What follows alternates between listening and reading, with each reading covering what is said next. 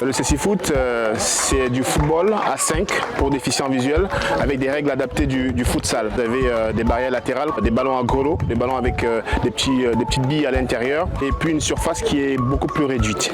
C'est 4 joueurs de champ malvoyants ou non-voyants selon les catégories. Donc les malvoyants, c'est les B2, B3. Donc c'est du futsal traditionnel avec quelques adaptations comme la surface de réparation où le gardien n'a pas le droit de sortir avec un ballon traditionnel, donc un ballon de futsal traditionnel. Les non-voyants, en fait, ce sont des personnes atteintes de cécité avec une acuité visuelle qui est inférieure à un 20e ou alors aveugle complet. Le voyant, c'est un 20e maximum.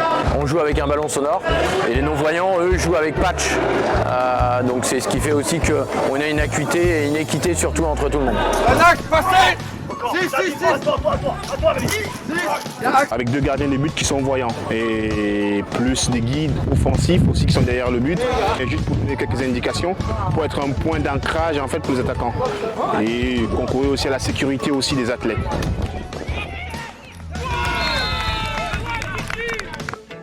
On est sur des particularités qui sont surtout liées au placement et puis à la détection, à la lecture du jeu qu'on va avoir sur à quel moment il y a faute, il n'y a pas faute.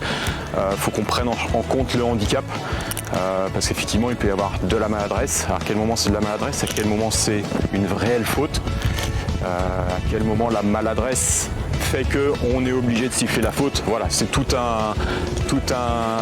palette, un élément qu'on est obligé de prendre en compte qui amène un peu cette difficulté pour nous.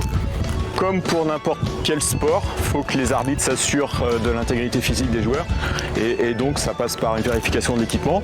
Alors vérification de l'équipement, ça va des chaussures au protège-tibia. Là on est sur quelque chose de classique. On va vérifier qu'ils sont correctement patchés. Alors ça peut paraître surprenant parce qu'on se dit qu'ils sont non-voyants. Ils ont un bandeau, alors le bandeau c'est plus pour le côté esthétique. Cette catégorie B1, on va avoir des joueurs qui sont avec des prothèses, donc par définition sont complètement dans le noir, et puis d'autres qui vont avoir une trace de, pas de vision, mais de lumière surtout.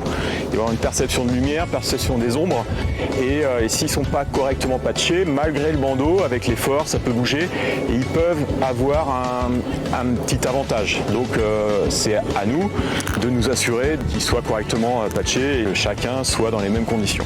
Ils ont des coachs et ils ont des guides qui sont là pour les aider. L'arbitre est là aussi pour les accompagner par la voix, s'il y a faute, s'il n'y a pas faute, on fait de la prévention.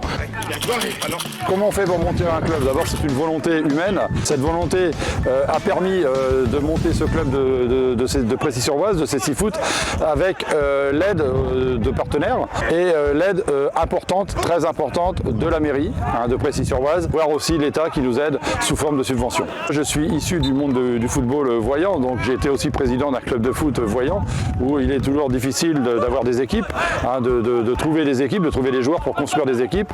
Le cécifoot, même si on s'aperçoit qu'il y a beaucoup de non-voyants et de malvoyants, c'est pas évident de faire venir des joueurs qui, à l'origine, ne savent pas jouer au football.